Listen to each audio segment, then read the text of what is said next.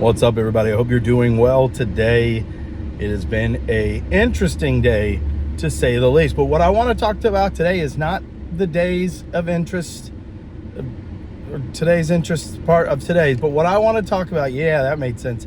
What I want to talk about is how I'm at the point, and have been at the point, where I can no longer help my children with their homework, except maybe my 4-year-old, because I've got finger painting pretty down pat. So my son is a how they say in Boston, wicked smart. He is ridiculously smart. He's in, I would say he's probably borderline genius. He is 16 years old, and the other day he was sitting out in the front room, just sort of piddling with his homework, not really paying it much attention, writing down things. And I was like, hey, bud, what you working on? Maybe dad can help you. He's like, oh, I'm doing math. And I was like, hey, I love math. I love physics. Let's figure it out together. He's like, I'm okay. I don't need help. And I was like, yeah, let me look. I said, what you working on there, kid? And he said, I'm using Einstein equations to figure out the wavelength of ultraviolet rays. And I was like, I'm here to talk. If you ever want to talk, you want to see how life is, let's just talk. Because there's no way in any reality that I'm going to be able to help you with that. But it's just crazy to me how at 16 years old, he's using E equals mc squared, which is the energy of an object is equal to its mass times the speed of light squared. But he's using that, and so I can say that and sound really smart, huh? But he's actually using that in equations to figure out wavelengths and stuff at 16. And so it's mind-blowing to me, because at 16 I was running around my Spanish class in a sombrero. The teacher that put up with a lot of antics because she thought I was fun and likable, and so so I was just a goofball, and so it's pretty crazy to think about, right? I think at some point I stopped being able to help my kids with their homework, like in, I don't know, 5th grade, 6th grade. Whenever algebra came into the picture where you had to solve for X, I was like, I'm out. And the thing is, I had to keep myself in check, because when my kids were younger, I'd help them with their math homework, and I'd be like, all right, told you I got the problem right. And then I realized that they were like in 4th grade. And so I was like, okay. And because here's the thing, it didn't come to me naturally. It wasn't easy.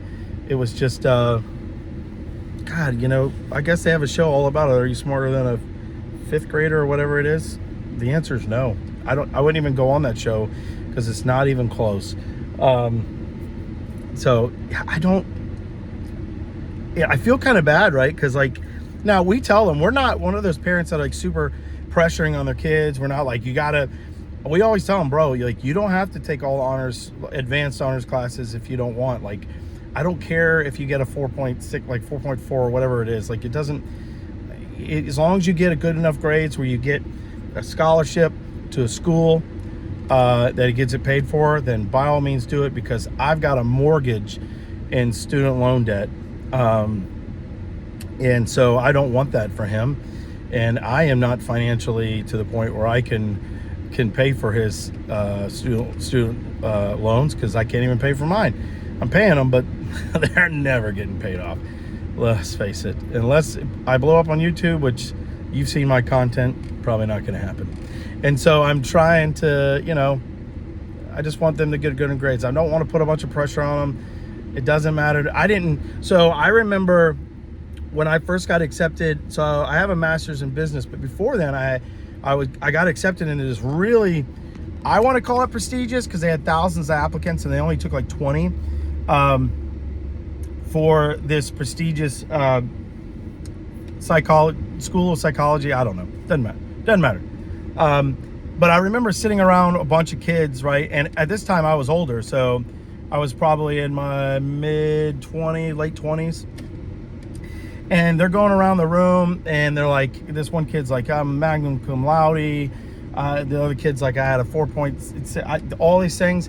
I didn't even know you could get higher than a 4.0 GPA. So I'm looking at all these kids like, and then they get to me and they're like, hey, Eric, why do you think you should be accepted? It was like a circular table, and they were asking all us in a group thing. And I was like, I just love people and I care about them. And at that time, I was working with working with women victims of domestic violence and sexual violence, and so I was there.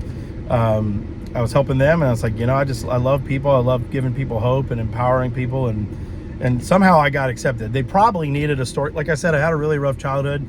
You know how like every college needs to have that one where they're like, this guy's a long shot, but we got a story to tell, because one day he becomes famous, we can say we gave that guy a chance. But unfortunately for them, I worked in the mental health field with I was in a really bad, so I was working in the state mental hospitals with people, and I worked with the criminally insane, for lack of better words. I worked with a lot of, they call comorbidity,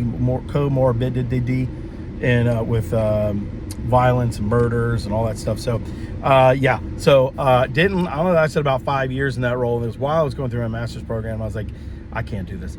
And so I switched over to a master's in business. But the point I'm trying to make is, even in my master's in business, my advanced portion of that, like the part where you're almost to the end, wasn't even close to the math that my son was doing at the ripe old age of 16. And he treats it like it's just, I'm just doing it. It just comes very naturally to him. No, what doesn't come naturally to him, I'm trying to work with, is the emotional IQ. He's sweet as can be. He's the sweetest kid on earth. Well, in my opinion, he's my kid. But he does struggle with that. But when it comes to academics, he doesn't even try, and he's able to just do it. And so I'm to the point where I really can't help. But I got a 4-year-old coming up, about to turn 5, going into VPK, and so I'm locked in. I am locked in, finger painting when it comes Thanksgiving time, and it's time to create turkeys with your hands all day. I got huge hands. She'll have the biggest turkey out of all her classmates. Dad will look like a rock star. That's my sweet spot. VPK to about 3rd grade, I'm a rock star when it comes to homework. Anything beyond that, and they're on their own. All right, I've removed them from the educational help nest, and I'm just expecting those little birds to fly to heights that I never could get when it comes to intelligence.